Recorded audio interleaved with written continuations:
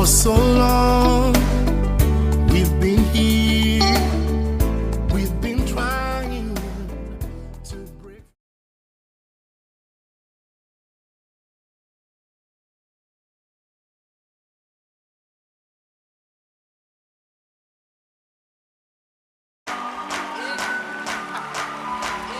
Everybody clap your hands.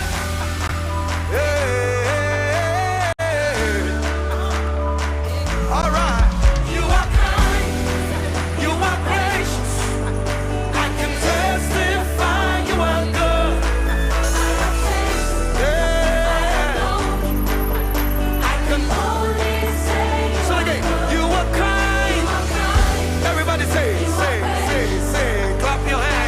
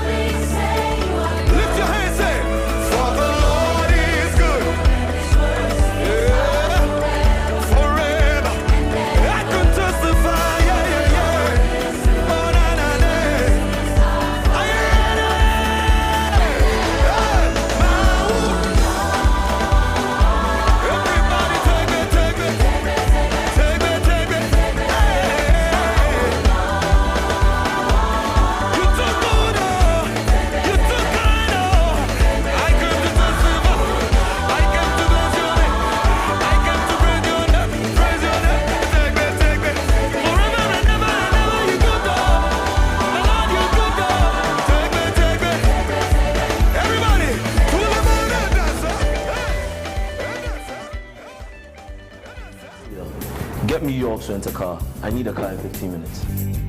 Hi, I'm Jake Morris, and I travel globally. But when I'm in Ghana, York's Rent-A-Car is my reliable choice for safety and comfort on the road. York's Rent-A-Car provides comprehensive logistics services to mainly blue-chip companies as well as individual clients. At a time we needed a car rental service, and York's fitted in very well to our standards. Their services is top-notch. Drivers are on time. It was beautiful to see them behind the wheels. And anytime they pick up a guest, the guests were very, very happy. Already? Yes. Excellent. York's Rent-A-Car provides services and expertise that include meet and greet services at the airport, car rental, driver personal outsourcing, and vehicle detailing. What's the problem? It's you. I told you. York's Rent-A-Car delivers world-class service to its customers, having their highest safety and comfort in mind. So watch him. Go over open for him. York's Rent-A-Car runs 24/7 operations where customers can make car reservations and inquiries of our services online and also call our hotline. For so long, we've been here, we've been trying. Hi there, and welcome to another exciting edition of the Springboard Hangout. The Springboard Hangout, as you know, is our fun-educative program where we attempt to have fun and also learn interesting things about life, because you know, in life, when you stop learning, that's when you start dying. So we don't want to die, do we? So today we have another exciting edition of the Springboard Hangout. I don't want to miss this one because it's been one field that I've been in for the past, 20 plus years, but I always learn new things every time. and I'm sure it will be the same for you today. Today, we are talking about personal branding, continuing our series on personal branding, but we want to talk about all about communication and public speaking. And we are so privileged to have in the studios today the one and only Jeremiah Buabeng. I'm sure you've seen him writing something or speaking somewhere or just making our lives, asking us some questions. Sometimes I think, Jeremiah, this one too, why didn't you just keep quiet? So today we are going to learn about all about communications with Jeremiah Buabeng, the CEO and founder of Buabeng Communications Limited and allied groups. I always say that whenever I want to start something new, I need to ask myself, what am I playing with? What kind of ball are we looking at? So today we are going to learn about communication. And we're going to start from the basics, because sometimes we think that just talking is... No. So we're going to start from the basics, and then we'll build on, and we'll finish with public speaking.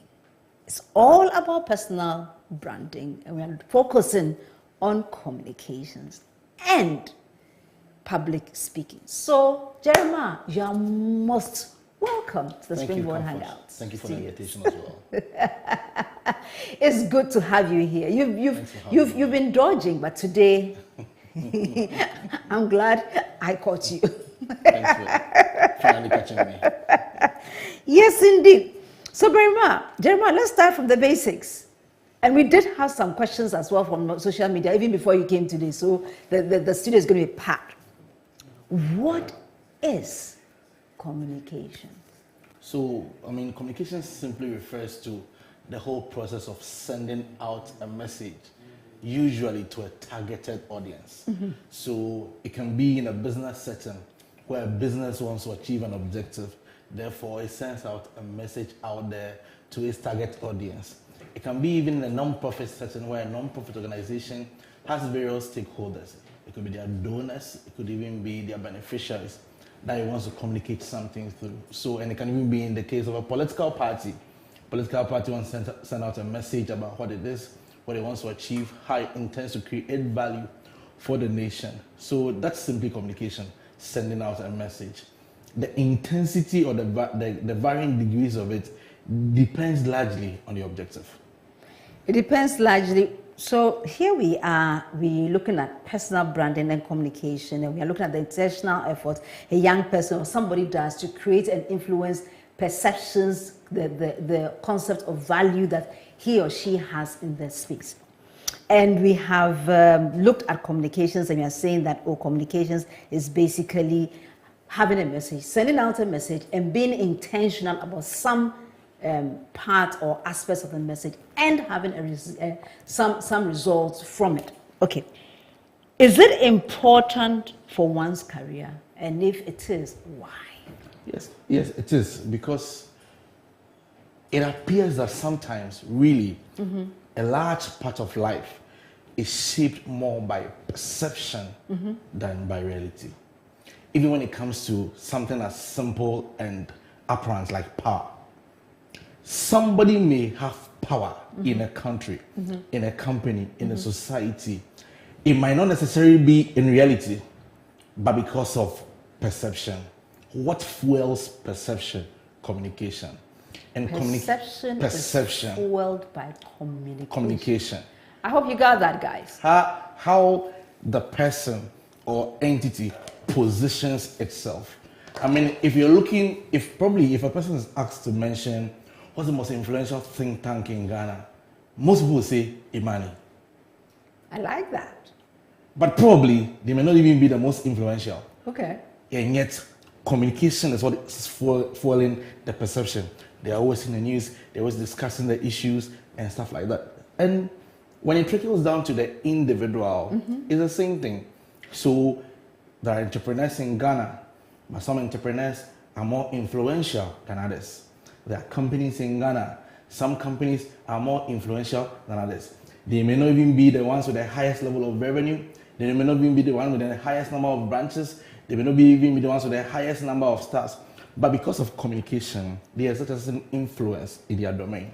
So it's imperative that for anybody who wants to build a career, they become deliberate about communication. I was telling my staff recently that I've realized that CVs is for baby.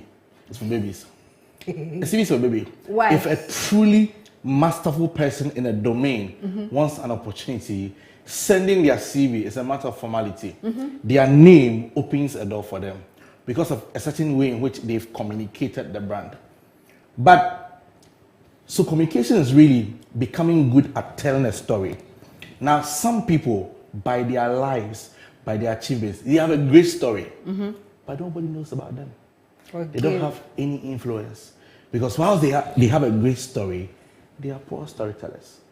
So every professional, every brand must be deliberate about learning how to tell stories. Wow.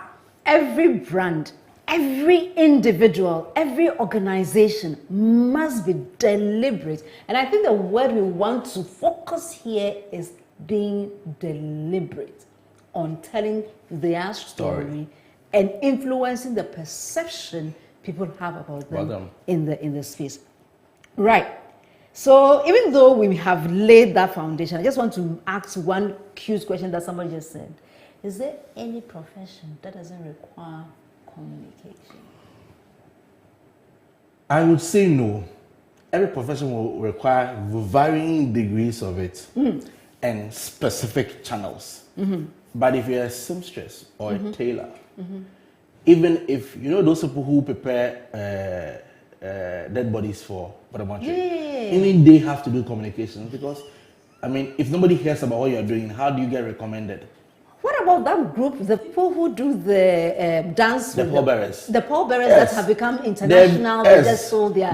What has made them international? It's communication. It's communication. Video. Yeah. That video went viral. I mean, so much so that people from different places were talking about it, and they sold it for $1 million plus, if I remember. Yes, and this is even a domain that ordinarily is not one we like. Nobody likes deaf. No.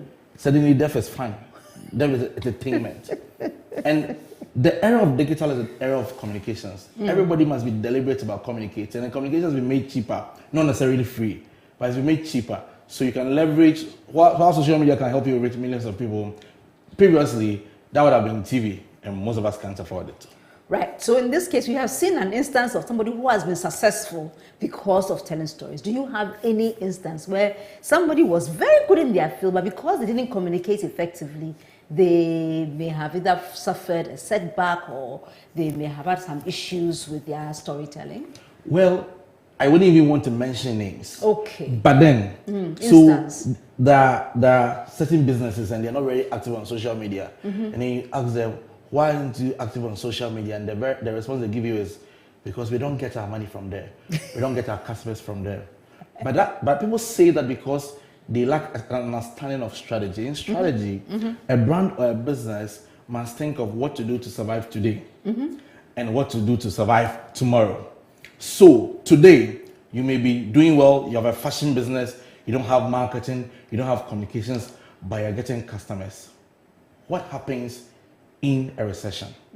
What happens if business gets difficult? So Coca-Cola has a lot of brand value, has a lot of popularity. They sell billboards all over town because there's a reason. You want to ensure that whilst you're on top today, you can be on top tomorrow. Are there examples of brands that were on top yesterday that are not on top anymore today? So many. Definitely. Nokia.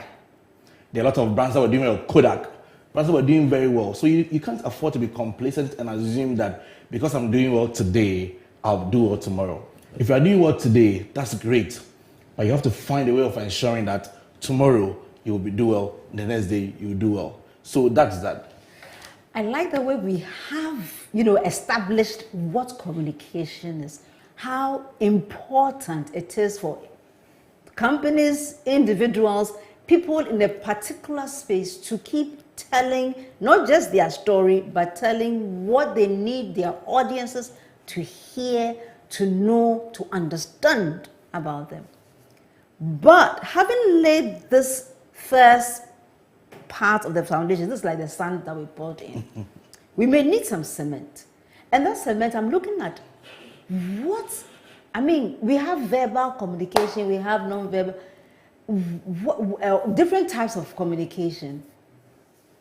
Can you let us know what are the benefits of the different types of communication that we have, and which one a particular, let's say, an individual, since we're talking a bit about personal branding, well, since we are focusing on personal branding, which ones does an individual need to have very good understanding as well as, command of? It depends on the domain a person is working in.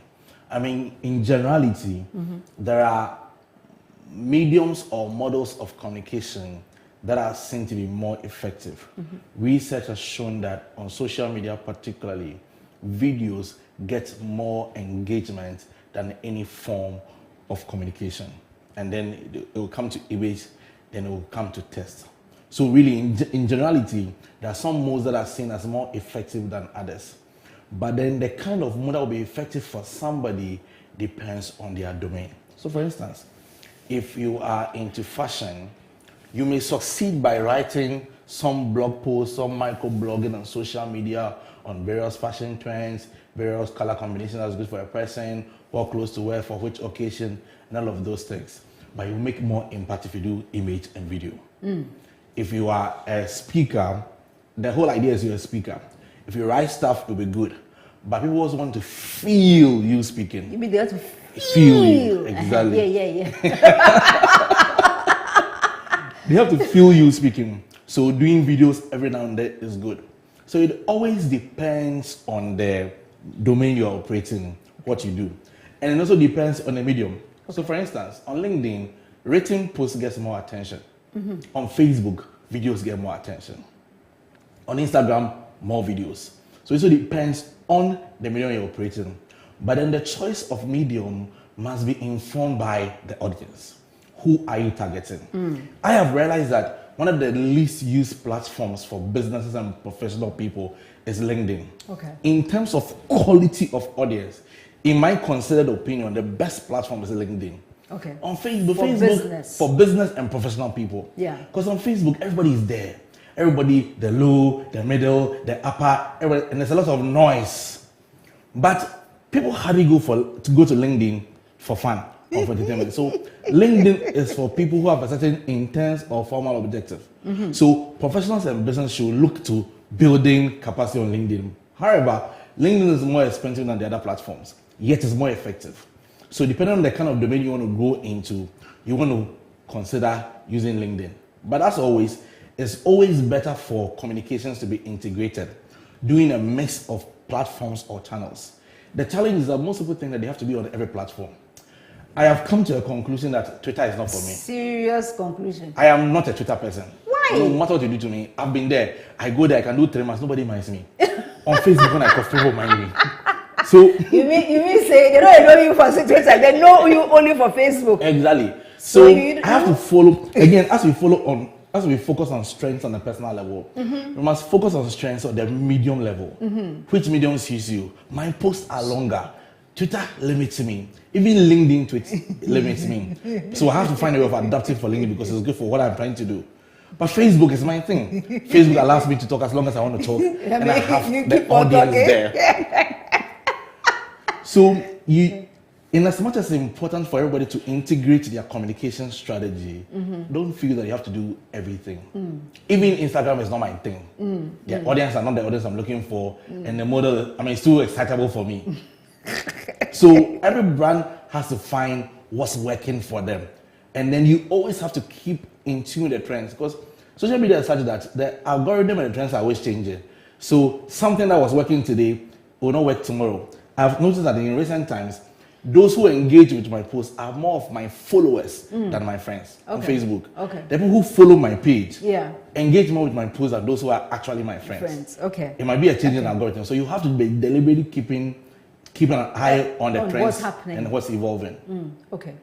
So then we've therefore established that, okay, yes, indeed, you have to know what types of media there are, or what types of communication there are, to know which formats to use on what occasion. So when you're in your this thing, you unpack the verbal, type of communication. You also talked about the written, you talked about even the recorded in terms of the video, so it's audio-visual. Yeah. But there's one thing that people hardly mention, but it's also a very powerful form of communication that usually happens when you are in the presence of someone else in terms of the non-verbal communication. What is non-verbal and how do we maximize the use of that? Many years ago, I'd gone to a secondary school to seek for a platform to speak with the students. And I entered through the gate. The staff common room is positioned in such a way that if you enter through the gate, you might not see it, but they will see you. Okay. So I entered through the gate. I was going to the main building when somebody screamed, "Hey, young man, come here!" And I turned, I went to him. He introduced himself as Darlington. His assistant headmaster of the school. He wanted to know what I was doing there. And I introduced myself. My name is Jeremiah Buabeng. I'm a motivational speaker. And somebody speak to your students. I said, the way you entered without asking permission, I would have sacked you. But I like the way you are dressed and I like how you speak. I got a platform to speak in the school. Many years ago, I was sitting in the GCB Bank hall. You know, GCB Bank is always crowded and busy. And the manager of the bank left his office and walked straight to me. "Hello, gentlemen. How are you? Are you okay? Are you being served well?" And I said, "I'm okay, sir." And he went back to his office because that day I was wearing a suit. So appearance is a strong message. Based on the domain in which you want to grow influence in, you have to be concerned about appearance. And I tell people that good appearance doesn't even need to be expensive. Every budget has its products available for it. So all of those things appeal to audiences as non-verbal communication. Even smelling good. Smelling good. If you are aiming to build your career and walk in the corridors of power, you need to invest in a good deodorant, invest in a good body splash, invest in a good perfume, because how you smell can decide to bring people to you or push people away. Even managing your body language. So I realized that in Ghana, people like the idea of your hands being at your back or being in front of you. When you do that, it makes people happy. So everybody who wants to grow in life must notice cultural nuances, the things that appeal to people in certain cultures. I did a mock interview with a group of people I was training today, and one of them came to sit down without asking for permission to sit, and I said, and there was an European in the group, and I told her that in Europe, it wouldn't matter, but in Africa, it matters. If you want to sit in somebody's office, you want to ask for permission. So these are all the You must be granted permission. Exactly. I've been told that. Or you may have a seat. You may have a seat. So these are some of the non-verbal things that a person wants to learn, you want to master. For some people, it comes easy to them because of their temperament. For other people, it's something that they have to really be themselves to learn, because you have a goal, you have an agenda. There's something that you're trying to achieve. You know, when we finish this, when we're talking about the non-verbal communication, it reminds me so much of a time that we were on one of our road shows, and we had gone to one of these mining towns near Newmont, and Albert had been given the opportunity to speak to the people. So before Albert started the speech, the chief's right-hand person, it wasn't Ochiami, but somebody very close to the stool, came to Albert and said, "Master, here we are all for you. We are going to listen to you. However, in this place, you don't speak with your left hand to the king. It's forbidden. So your mic must always be in your right hand, so that in your left hand, so that you can gesture with your right hand. If it comes to your right, everything that you say with your left hand free is of no consequence. They will not hear you. So in case whilst you are speaking, you are holding your mic, and of course, since the right is your dominant hand, the mic will travel into your right hand. I will signal you to move the mic from your right back to your left hand." Albert said, "No problem, got it covered." So he was given the mic and he started. 2 seconds, no, the mic came to the left, the right. And then the speaker will say, move it, he will move it. Before he realizes automatically it was such. Albert said, throughout that encounter, even though he was speaking, he was so uncomfortable because he was conscious of how he wouldn't offend the audience because of the body language they would get from the fact that he didn't hold the mic in his left hand, but he held it in the right hand and disrespected our chief. Body language, non-verbal communication is that important. It is. So sometimes even the way you slouch, immediately the person thinks that you are not interested. And as speakers, Charlie, sometimes the cues that we take from our audience. Yeah. When I heard Reverend Okan tell this story in one of his presentations, I made a deliberate effort to learn how to hold a microphone with my left hand. Okay. I mean, growing up as a young person, I was quite non-conformist. So I was trying to challenge everything that society agrees. But I've realized that Charlie, you don't succeed at everything. Some battles. It's not worth fighting.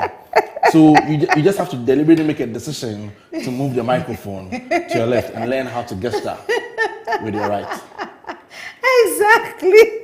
Exactly. Guys, I hope you are really enjoying this conversation as much as I am. And as I told you, Jeremiah is such a beautiful person to have in our studios. We are talking about personal branding and we are focusing on communication and what do we call it? Communication and public speaking. Yes. Okay. So we have some of the questions that we have on social media. I'm trying to bring some of the questions from social media into our discussion.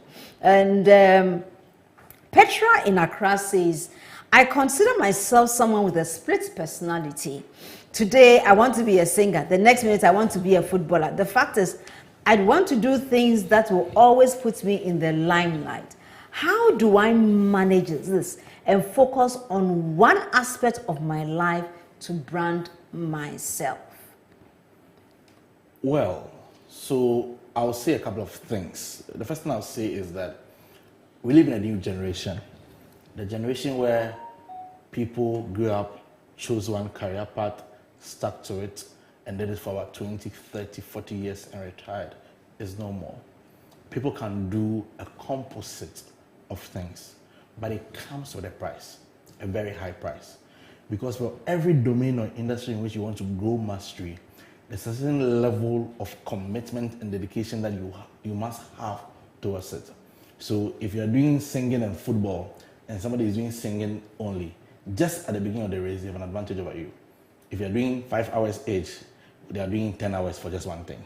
So it's very possible to grow strength in multiple areas. The question is whether you are willing to pay the price for it. And then you may also want to consider your strategy for entry. It might probably be easy for you to enter football, grow football as a dominant gift or career area, and then leverage the influence and the capacity that you have grown in that area to other areas. We've seen a lot of people do it around the world. Some people enter music, then from music, they move to film. Some people enter sports, then from sports, they move to music. Some people enter music, then from music, they move to business. So you might want to consider the strategy. Just that for many of us, when we are considering career paths or career strategies, we don't consider one very important thing: resources. Resources. Because the amount of time and money and education available to you at every point in time will determine to the extent to which you go. So if you don't have a lot of money, you may not be able to succeed in building a composite of careers, because every dream is capital intensive. You have to put in money. So you may want to consider the resources available to you in deciding what the best strategy is. And then we also don't think even about survival, because I always say that passion does not buy watch. So you might want to do something, you are crazy about it, you really want to die for it, but it does not make money for you immediately. So you may want to think of doing something that makes you money whilst you take your time and grow that which you are really passionate about, so that you benefit from it in the long run. Take your time, know which one will give you the money. Because But you may sometimes need to do something else to, kind of build the capital you need to pursue that which you are really passionate about. Yeah. Peter is asking a question about branding, and we know branding is all about uniqueness and value creation and perception. So he is saying that branding has to do a lot with self-confidence. For someone like him who has low confidence, what must I do to project myself? And this is from Peter. Peter, I hope I represented you well. Yes, go on. There are a number of things that are not constant in life. Okay. One of those things is confidence. Confidence. Another is intelligence. There are things you can do. Confidence and intelligence. There are things you can do to grow your confidence and intelligence. So whatever domain or field that you're operating in, find out what are the core skills in this area and how do I acquire them.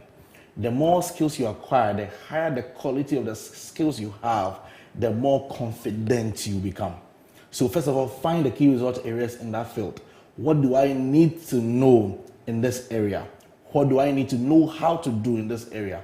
And acquire those skills. When you acquire the skills and the knowledge, you have built the foundation.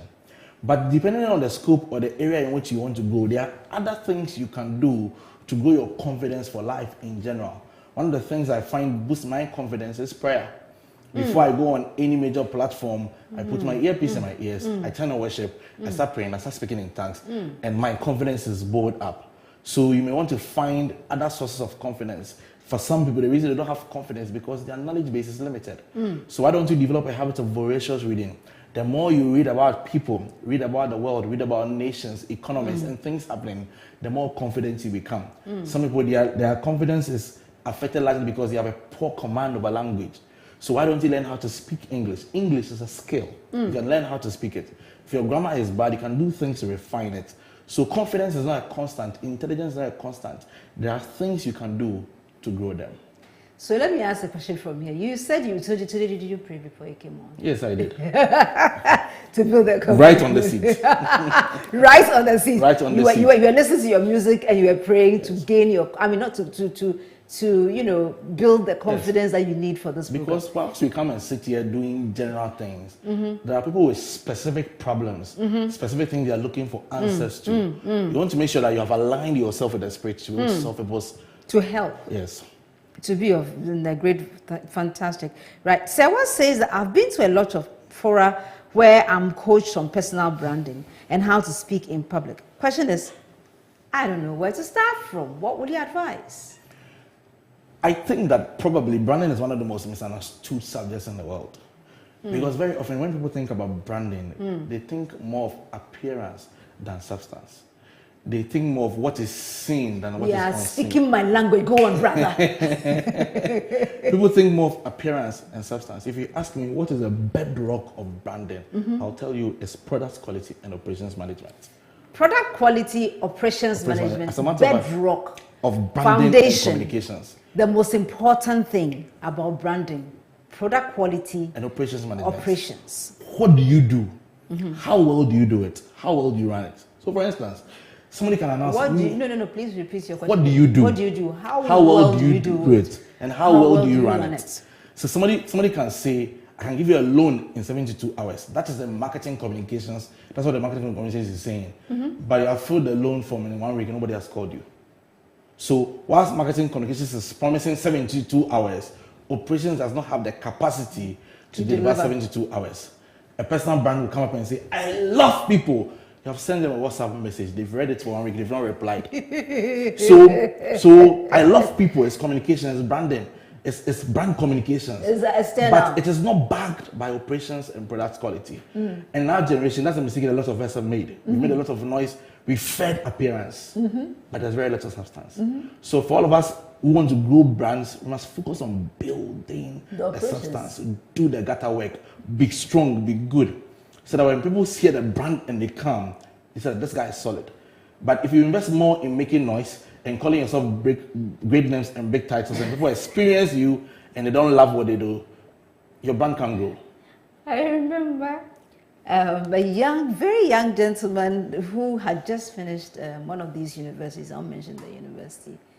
And I mean, had finished the university that year. And I looked at his LinkedIn profile, and he has written tax guru. And incidentally, I knew the person. So I got in touch with him, and I asked him, please, how long have you been working in taxes? He said, oh, I was doing internship during my school. So I said, about how many years? About 3 years internship. And I said, with that internship, you want to tell me that you have you are now a guru with about 20 years of experience. Please, this is from me to you because I know you. Please remove the guru word, because somebody will call you and you are supposed to produce guru results. And when they come for the guru results, they'll realize actually. and I understand, and I've been there. You've been there. Tell me more about that. Very often, when you're a young person, very often we see people do what they do, and we see the face or the surface, and we try to replicate the surface, thinking that when we replicate the surface, we will become what they are. We don't recognize the iceberg, and that's one of the things that I really told me when I met him many years ago, 10, 15 years ago. The iceberg. The real substance that's undergirding what we are seeing on the surface. Nobody sees that, but it's underneath the surface, and that is what holds. And I think it's something we learn over time. As we keep on going, we focus less on the public noise and focus more on the private building, private construction. Because in the end, it is what you really are that speaks, not what you appear to be. This one I have to clap for you, Jeremiah. I mean, I am enjoying the conversation so much. Can you share some practical tips for somebody who has a poor command of language? I know you may not, maybe because you didn't have the opportunity to go to school or something. Is it a hopeless case? What can such a person do? Let's not limit it to English. Let's limit it to language. Because depending on where you work, you may, need a particular medium mode of expression, not necessarily English. It could be that you are maybe, you have just come to town and you are now going to live or work in a rural part where the local language, and so you need to have a good command of that language. What would you advise? I think that one of the strengths that give people advantage in life is communication competence. Yeah. It's not fair because some people have it naturally and others don't. But then communication is what brings to life what is inside of you. So you may be good at what you do. You are brilliant. You are a genius. But you don't know how to talk. Oh, wow. You don't know how to spell it out. But it is learnable. So in my own case, at some point in my journey growing up, I made a resolution that I wanted to be a good speaker. And I adopted crazy means to master speaking. So I'll be walking and I'll be rehearsing. I'll be practicing. Yeah, I tell people that... you were mad.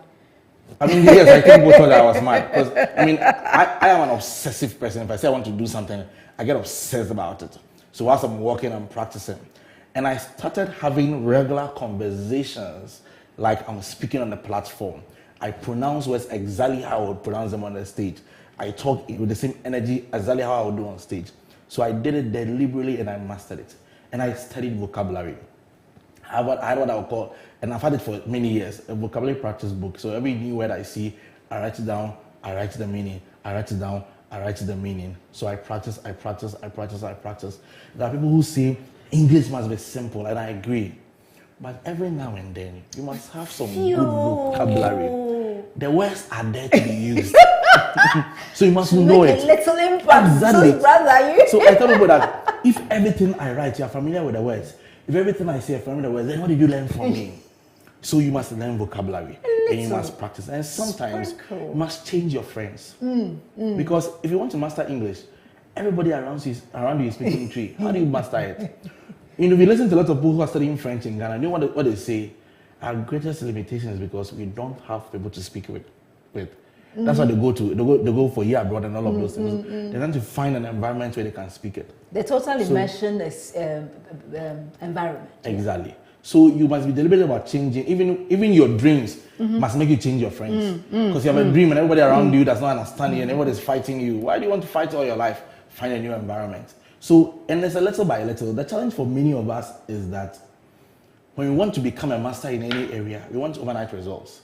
But sometimes small deposits over time, 30 minutes of reading, 15 minutes of reading, doing it repeatedly, then you build expertise in an area.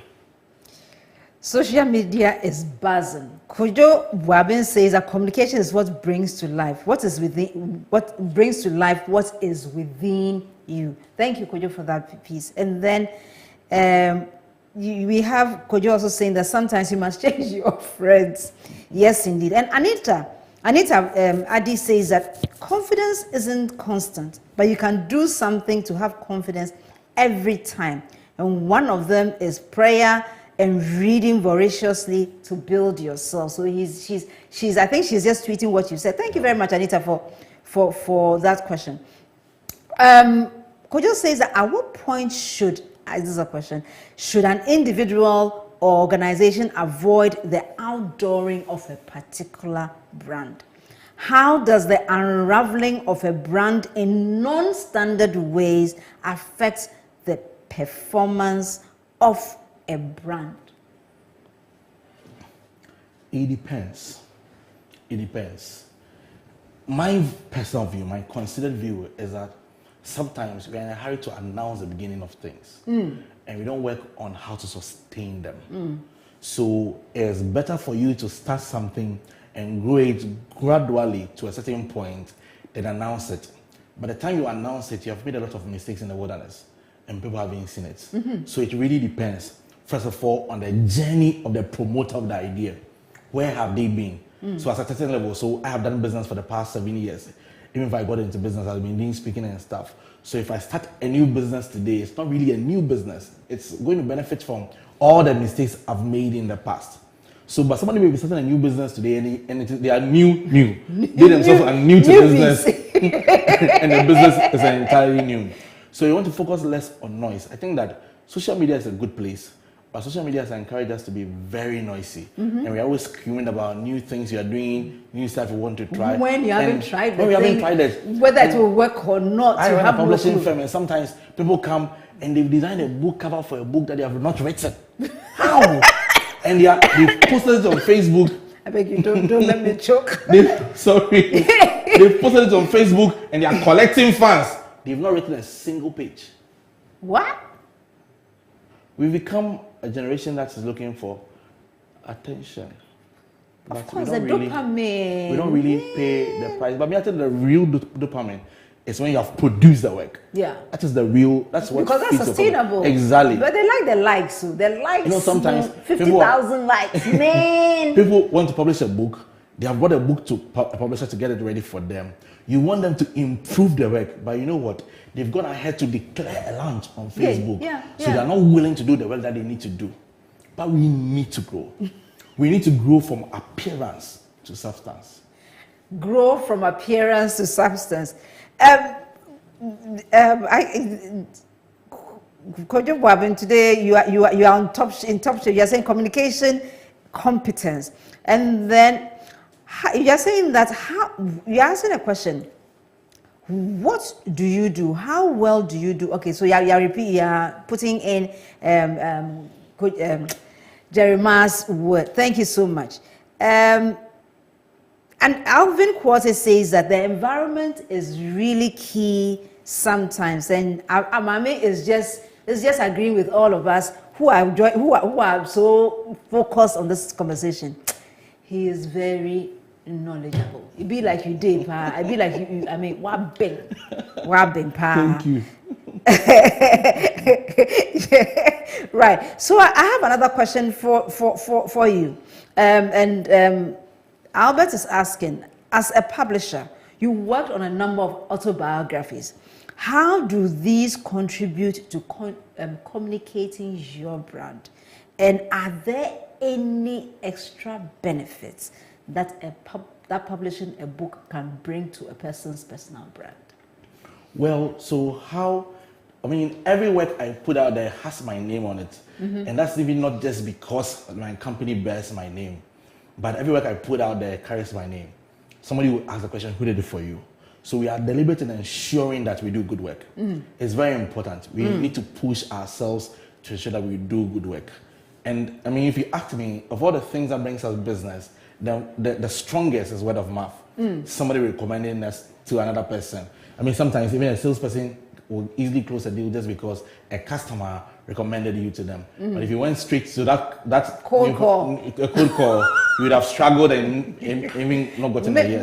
Maybe the person who don't even have looked at you. Exactly. So word of mouth works. So we are deliberate in ensuring that we do good work. One of our resolutions is that we should not let it be said of us that somebody paid us money and we didn't do their work. We should kill ourselves for clients. It's deliberate. Of course, as a business, we make mistakes every now and then. Sometimes there's misunderstanding between client expectations and what we promise them and all of that. But as much as possible, we want to ensure that we do good work. And where you are not, for some reason, with that particular, then you attempt to recover the client. Exactly. Right. Fantastic. And then you wanted to ask how an autobiography helps build your brand. One of the strategies for becoming an authority in an area is content.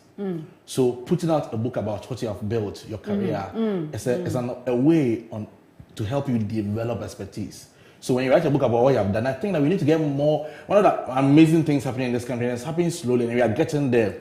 A lot of accomplished people getting published, writing their books, and it probably began from what you and Albert started doing some 20, 30 years ago. 30 years ago. Exactly. Encouraging people. Let me break you in. About 30 years ago, we got an idea that let's go to people and encourage them to write their biographies. But even then, that time we weren't thinking of printing it for them. We just said that let it not be said that when you die, there's nothing about you. Sometimes people write things that they don't know exactly what happened. So you tell your story. So it will come to you.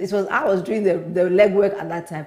Well, I'll come to you, try and get you to tell me your story, and then I will write your biography for you. And then we'll print maybe 4 copies or 5 copies and come and give it to you.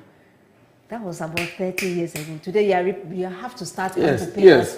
No. Let's do this right here. You have to start paying us. And as we are laughing about this, people have no idea. Many of the things happening in this country today in the area of biographies because of the work that people like you started doing 30 years ago. And people have no idea what a groundbreaking feat that is. Because when I was growing up, as a young, ambitious man in my 15, 14, thereabout, I was hungry for knowledge about successful people, about entrepreneurs, and I'll go to the internet cafe and read about Bill Gates, J. Paul Getty, William Randolph Hearst, and I read about them and I'll print Wikipedia pages because I couldn't find content on Ghanaian heroes. Charlie? But now, it's building. It's so exciting. And this is just the beginning. It's going to even get better. Yeah. Charlie, you do all. There's one thing that I want to find out from you. Pidgin English, does it affect her? I'm laughing because communication. I'm laughing because I had this conversation with somebody about a week or 2 ago, and I was telling him that when I was in secondary school, I was told that when you speak Pidgin, it messes up your English language. It inspired me to speak more Pidgin, just to make the statement that but that's just on the lighter side. And the reality of the matter is that if you are somebody who has you have weakness in English language, you want to speak it as often as possible. Make the mistake and speak it well. If you are struggling with mastering the rudiments of grammar, don't go and speak Pidgin. Practice the English. Practice and practice and practice and practice. The fact that I could speak Pidgin and speak good English doesn't mean that everybody can do that, because for me, language is a natural strength. But for some people, their strength may be in other areas. Language is their struggle. It is their wilderness. So you don't want to spend your energy and time speaking Pidgin when the language that you really want to master is there. Okay. So then, what about WhatsApp? You can be just you instead of that movement. I have been caught in. Even me, I'm still an old man. It affects me so badly. Tell me good morning. Don't tell me Jim. Am I not a general man? Are you a general manager? And I think that people haven't, I mean, there's language that is acceptable within a certain space. You are talking with your peer. But if you approach a senior person that you are seeking to build a relationship with, you are seeking to build mentorship with, and you are starting with HWU. How are you? GM. Good morning. TJ. Thank God. I mean, how many minutes? And the funny thing is that some of these so-called short forms are even longer than the original words. So it's just like pidgin. I mean, I won't just walk in here and start speaking pidgin with you. We are not on those terms. I can speak pidgin with my peers. It's the same for the short forms. So you should know who you are talking with and know what language to use.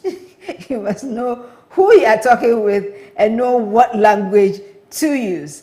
I have here, Anita says that, communication brings something to life, right? So let's go back to social media. And by the way, Jeremiah, we said we were going to talk about communication and public speaking. So far, not much of public speaking. Not much of public speaking. And I don't think we'll do ourselves justice if we start on public speaking today. Yeah. So today, will we agree that we are going to do part 2 next week? That's fine, I'm game. It's very game. Okay, fantastic. Yeah. So those who were also on for public speaking, we are going to do the second one. So part 2 next week. We are talking about personal branding and we are focusing on communication and public speaking. But public speaking is the key issue for next week. And Jeremiah has graciously agreed to come next week. Thank you so much, Jeremiah. I know especially Kojo will say, wow, thank you, Jeremiah. Thank you very much, Kojo. So let's continue our conversation. Albert said I should tell you that I'm watching and listening. This is Albert Okran. Reverend Albert Okran. Hello, Rev. Says that please tell Jeremiah I'm watching and listening with rapt attention, and he's so proud of you. Thank you, Rev. He's preaching what he practices and has obviously invested so much in yourself. Jeremiah. Thank you, Rev. Just one question, and then we will run away. I mean, with this question, I'd like you to give us your 3 key takeaways for today's session. And Mabel says that how important is personal branding for someone who wants to be in student leadership? I'm considering standing for a position in the SRC elections. At the same time, I feel restricted and I feel I might miss out on the guest hangout where we are carefree, screaming on top of our voices, acting like kids because I'm expected to walk, talk, and behave in a certain way. What do I do? I think most of us treat life like a dichotomy. Either or. But life doesn't have to be that way. You know, in my firm, I had this young man who was very intense. And he reminded me so much of myself. That I said that, look, I used to be like you. I was so serious. I had no fun. And I thought that by doing that, I would achieve success very quickly. But now I've grown and realized that life can be a lot of fun. You can also go for an excursion. You can go for a beach party. Yeah. I mean, all of those, I never did it in school. I was a serious guy. No entertainment, no fun. I just do books. I do career, organize my conferences. And that was all. So life doesn't have to be a dichotomy. You can build your student leadership career and still have fun and do the girls.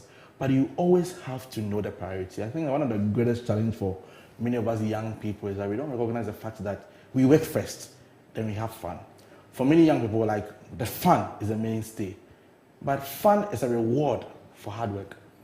So after you have worked hard, build something, achieve the milestone, then you go and have fun to celebrate that milestone. But not that every day,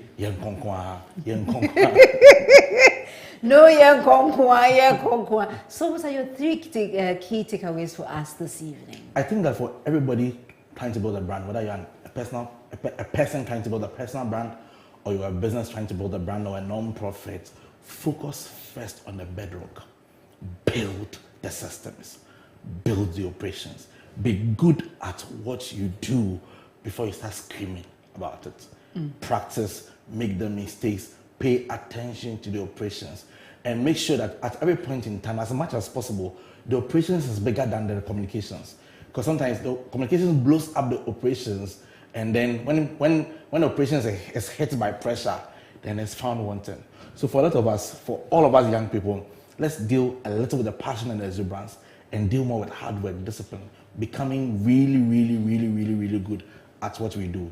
That we can communicate that excellence to the world. Jeremiah, it's been such a privilege having you here on the Springboard Hangout. So team, or our dear audience, thank you so much for being with us. I'm sure you've learned, heard so much, and I know you never look at communication the same way after tonight's program. And if you want more, there's only one place to come back. And so I'll be expecting you next week, Thursday at 7 p.m., where we would unpack part 2 of this program, focusing on personal branding communications. But the key issue is public speaking. And so that brings us to the end of today. But before I run away, you know someone who loves Ghana more than Ochiame Kwame?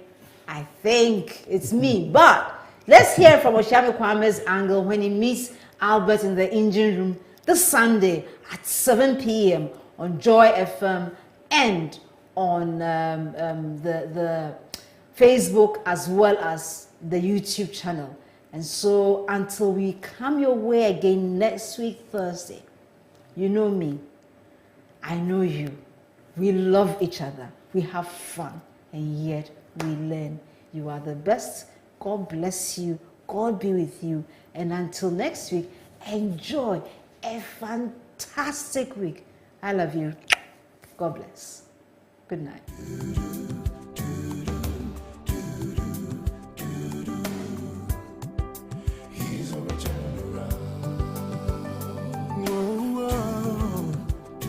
Turn around. Turning point. Yeah. He's a turn around. For so long.